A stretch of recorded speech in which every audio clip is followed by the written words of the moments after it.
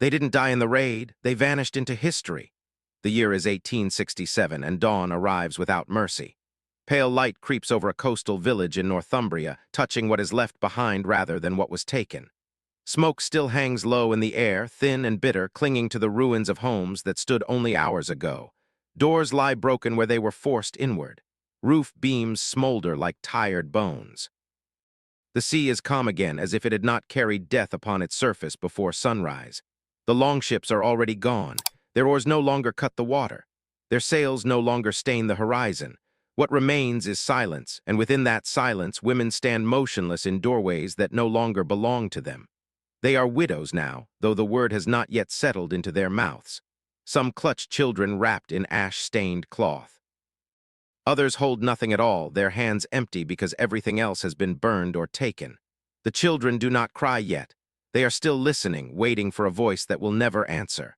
Above them, ravens circle slowly, their wings cutting clean arcs through the cold air. They do not rush. They have learned patience from men. They have learned that war always leaves something behind. In the Norse world, war does not end when the swords are cleaned. It does not vanish with the last scream or the final collapse of a body into mud. War lingers. It settles into the soil, into the walls, into the lives of those who survive it. Victory is not only about killing, it is about rearranging the future. Enemy widows are part of that arrangement. They are not seen as mourners, they are seen as outcomes. Their husbands fell under foreign blades, and with that fall came a quiet transfer of power. Land changed hands. Homes changed purpose. Lives changed ownership. A woman's grief belongs to her alone, tucked away like a private prayer whispered into the dark. But her body does not, her labor does not. These things are counted, measured, assessed.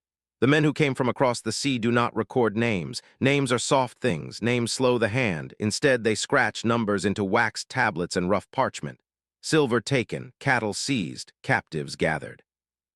Tallies that will later be copied into ledgers back home, carried across cold seas alongside dried fish and iron tools. To be counted is to be claimed. To be uncounted is to be erased. The widows stand in a gray space that has no words for mercy. They are not slain, so they are not enemies anymore. But they are not free either. They exist between spoils and responsibilities, between what was conquered and what must now be managed. Some are young, their faces still unmarked by time, their hands strong enough to work. Others are older, their backs already bent from years of labor, their value judged more harshly by eyes that do not care for stories. A few carry infants born only weeks before the raid, children whose fathers died without ever holding them. These details matter, but only in one way. They affect usefulness. Decisions are made quickly, not spoken aloud, but understood. Some women will be taken as thralls, forced into labor that begins before dawn and ends only when the body fails. They will grind grain, haul water, clean blood from floors that are not their own. Others will be claimed as concubines, absorbed into households where they will bear children who carry the blood of conquerors and the silence of the conquered. A very few, those with families wealthy enough or connected enough, may be traded back later for silver. These are the fortunate ones, though fortune feels like the wrong word when survival depends on being worth something to the men who destroyed your life. Justice is never part of the calculation. It does not enter the mind. What matters is strength of hands, youth of face, silence of obedience. A woman who looks away and does not speak draws less attention. A woman who resists draws more. Attention in this moment is dangerous. The widows learn this quickly, not because someone explains it, but because pain teaches faster than words. As night falls, fires are lit again among the ruins, not for warmth, not for comfort. These fires are placed deliberately, creating light where there had been shadow, ensuring there is nowhere to hide. The widows are gathered together under watchful eyes. They are counted once more, looked over as one might look over livestock after a long journey. Some men speak softly among themselves. Others laugh, their voices sharp against the quiet, as if trying to remind the world that they are still alive. No one offers comfort. No one asks for names. A crying child is hushed, not with kindness, but with urgency. Sound draws attention. Attention invites judgment. In the flicker of firelight, faces appear hollow, eyes reflecting flame without warmth. The women understand something then, something heavier than grief settling into their chests. Survival will no longer belong to the heart. It will belong to the body, and the body will be watched. That first night stretches endlessly. Time loses shape when there is nothing left to anticipate. Some women stare at the ground. Others stare at the sea as if the longships might return and undo what they have done. They will not. The sea keeps its secrets well. It has already accepted the weight of iron and blood and carried it away without protest. By morning, the village is no longer a village. It is a place that has been processed. What could be taken has been taken. What could be burned has been burned. What remains must now serve a new purpose. The widows are moved, prodded forward with gestures rather than words. They walk past the bodies of men who were once husbands, brothers, sons. No one allows them to stop. No one allows them to kneel. Grief, like everything else, must wait. For the Norse clans, this is not cruelty. It is order. Order is how survival is justified. Order is how violence is made clean. They tell themselves stories later, stories of brave raids and distant shores, of wealth won through strength and courage. They will sing of gods who favor the bold and punish the weak. But there will be no verses for the women who followed behind the warriors, bound not by rope but by necessity. The ledgers will travel north, tucked safely into chests lined with tarred cloth. They will be read by men who were not there, men who will nod at the numbers and feel pride rather than discomfort. Captives listed as property, lives reduced to marks on a page. It will all seem very tidy from a distance. War often does. For the widows, days begin to blur. Hunger becomes a constant companion, dull but persistent. Fear sharpens the senses until even the sound of footsteps feels like a threat. Some women will be separated from their children within days, infants given to others to raise, older children assigned to different households. This separation will be explained as necessity. It will never be called what it is, loss layered upon loss. And still the world moves forward. Crops must be planted, animals must be fed, new homes will be built on old foundations. The conquerors will settle, marry, and tell stories of how the land came to be theirs. The widows will live inside these stories without ever being allowed to shape them. Their pasts will be inconvenient. Their memories will be dangerous. At night, when the fires die down and the watchful eyes grow tired, some women will whisper to one another in languages their captors do not understand. They will speak names softly, as if afraid the wind might carry them away. They will remember faces, voices, small habits that once filled ordinary days. These memories will hurt, but they will also anchor them. Memory becomes a quiet form of resistance. The ravens will remain. They always do. They will perch on beams and fences, watching as life rearranges itself around the absence left by violence. They do not judge. They only observe.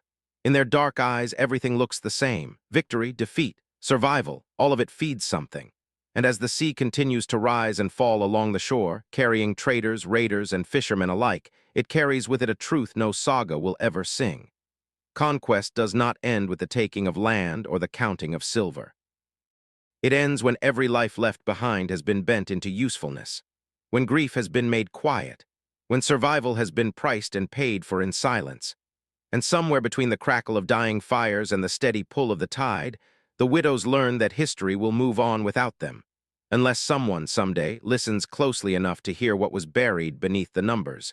In the Norse world, law and violence were not opposites. They were partners spoken in the same breath, enforced by the same hands. What the sword claimed in the morning, custom explained by nightfall. A woman taken after a raid was never described as stolen. That word implied wrongdoing. Instead, she was reassigned, folded into a structure that pretended order was kindness.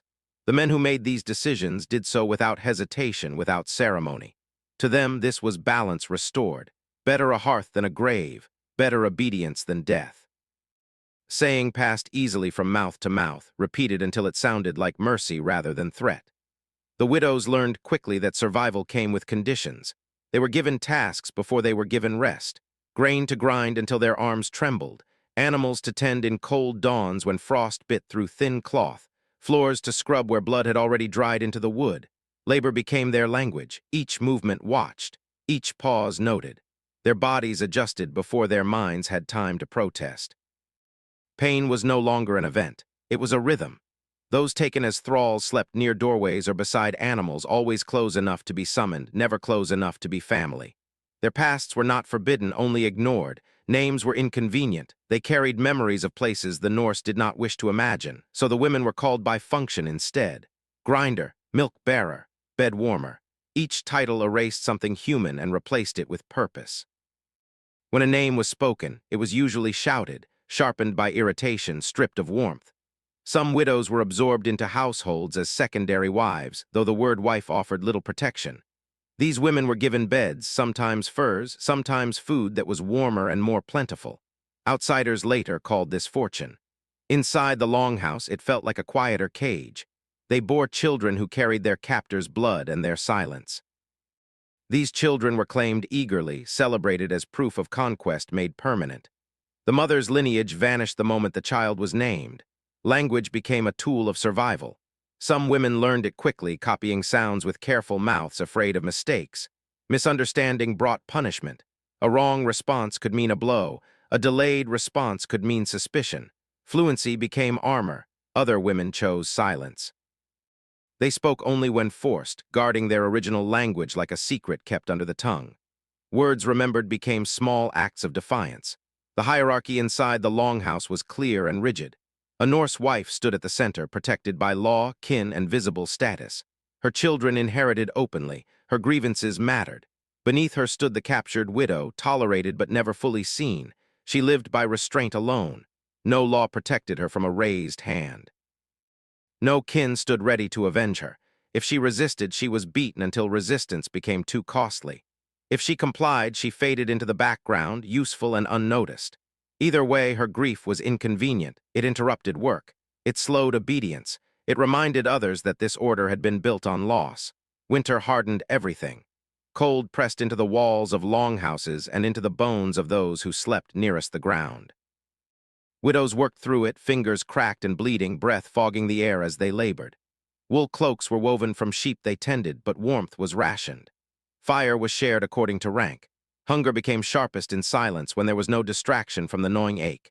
And still life continued around them. Feasts were held. Stories were told. Victories remembered.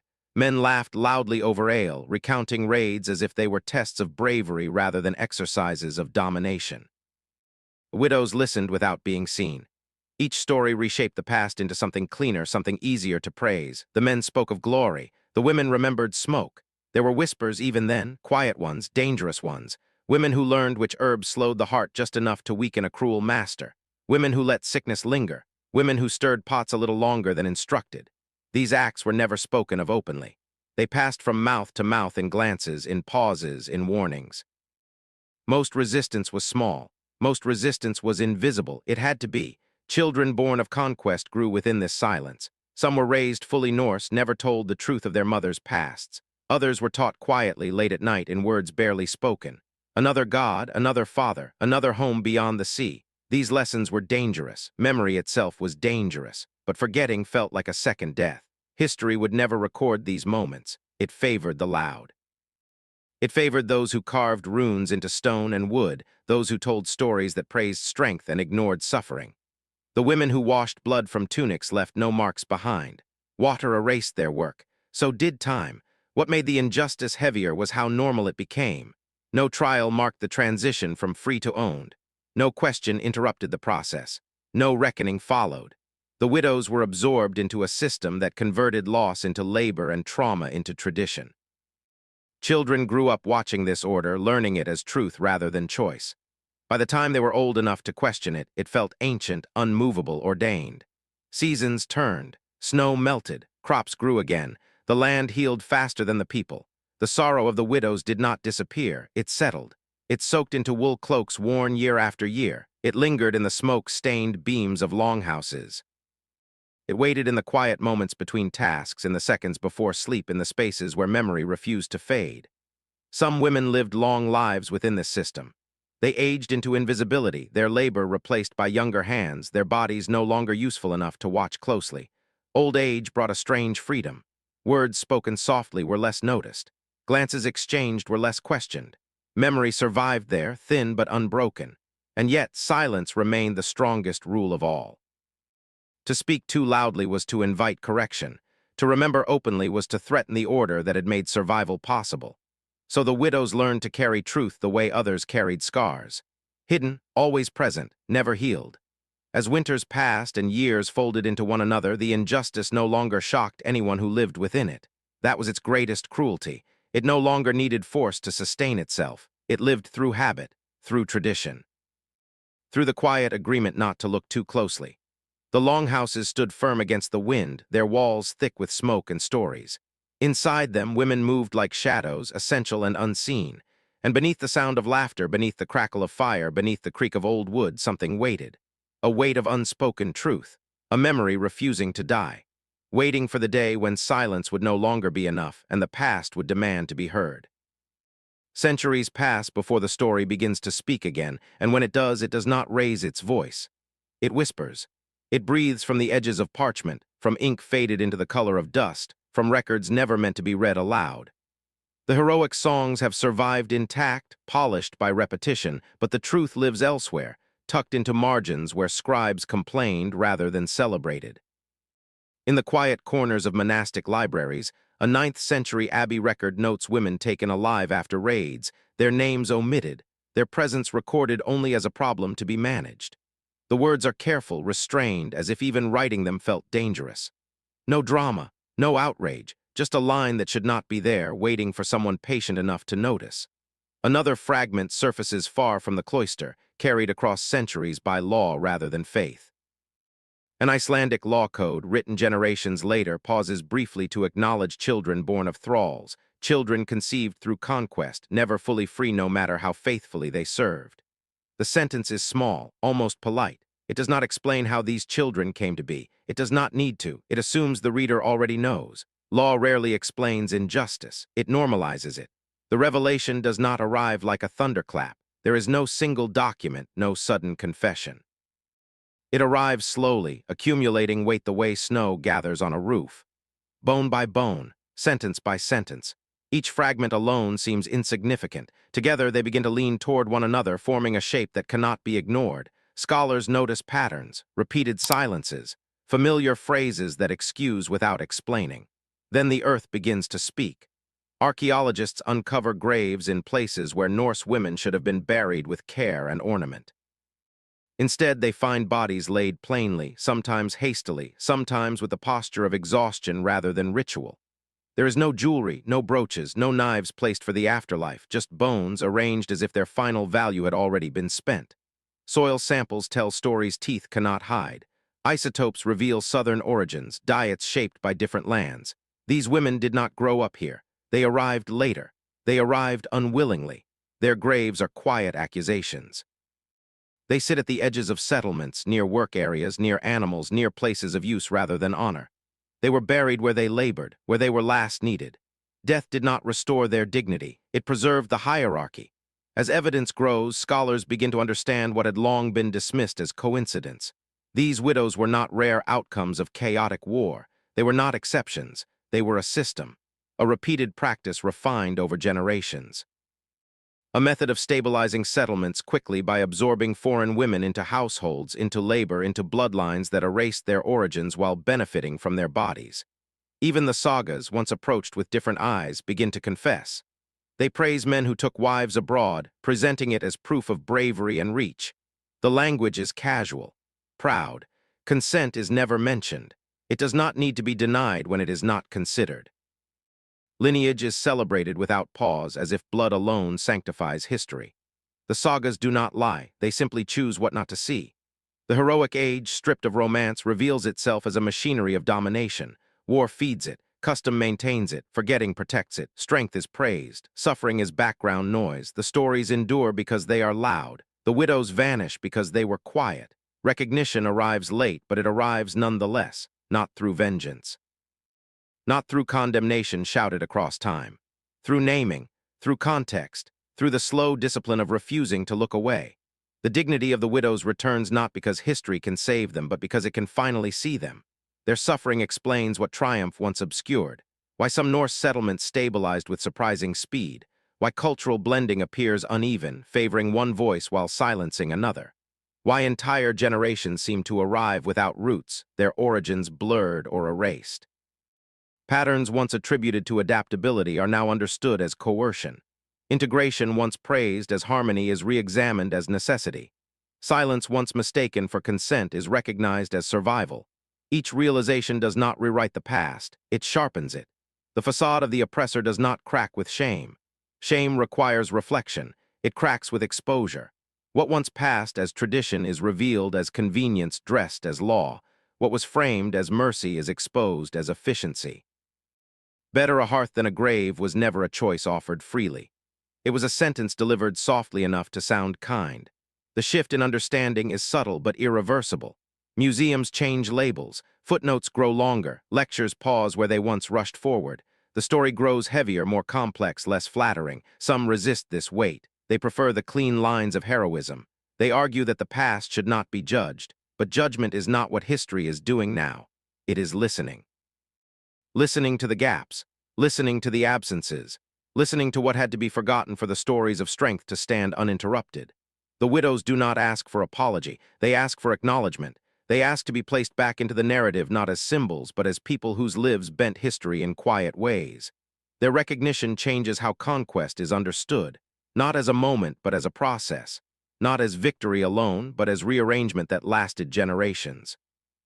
The children born of thralls are no longer footnotes. They are evidence of how domination reproduces itself while denying responsibility. In this slow uncovering, history does not collapse, it deepens. The North remains resilient, inventive, formidable, but it is no longer innocent. Innocence was a story built on selective memory. The archives remain cold, the bones remain still, but something shifts in the telling. Silence loses its authority. What was once invisible becomes central. What was once ignored becomes explanatory. The widows do not return. Their lives remain lived. Their pain remains past, but their erasure ends here in recognition that comes too late to heal them but early enough to matter to us. History begins to speak differently now, not louder, more honestly, and in that honesty something fragile takes shape, not redemption, not forgiveness, but truth, because some stories do not demand celebration, they demand witness. And some names, lost to time and labor and silence, find a measure of peace only when they are finally seen, when the past is no longer protected by forgetting, and when the truth, long buried, is allowed to breathe. Today, the longhouses lie broken and open to the sky. Moss fills the cracks where smoke once darkened the beams. Wind moves freely through spaces that were once crowded with breath, labor, and command. The clans that built these walls are dust now, names folded into genealogies and textbooks, remembered more for their strength than for their silence. Time has softened the edges of everything except the land. The coast still curves the same way. The sea still breaks against stone with patient force. People walk these shores without knowing how many lives were rearranged so others could remain standing. Modern footsteps pass over ground that once absorbed blood and ash. Tourists pause where villages once stood, reading signs polished smooth by weather and repetition. They learn dates. They learn battles. They learn about resilience, trade, survival against the cold. Rarely do they learn about the cost. Survival always asks for payment. History just decides who gets named on the receipt. Churches now stand where pyres once burned. Bells rise where smoke once curled into the air. Their sound carries far, clean, and familiar, calling people to gather to remember something sacred. Few realize that these places were once chosen for other reasons. Control, conversion, replacement. Faith layered over fire, sanctifying ground that had already been claimed through violence. The bells ring without malice, but they ring over silences that were never filled. Museums line their walls with swords, shields, brooches, and carved runes. Glass cases glow softly under careful lights. Visitors admire craftsmanship, balance, strength. Weapons are given names, battles are explained. The lives reshaped by those blades remain abstract. A sword is easier to display than a woman who disappeared into a household and never returned to history. Objects survive because they are valued. People vanish because they are used. Sometimes the earth interrupts this arrangement. A road project pauses. A field is surveyed. Soil is disturbed. Bones emerge where no cemetery was ever recorded. A mass grave, shallow and uneven, bodies arranged without care. No markers, no ceremony.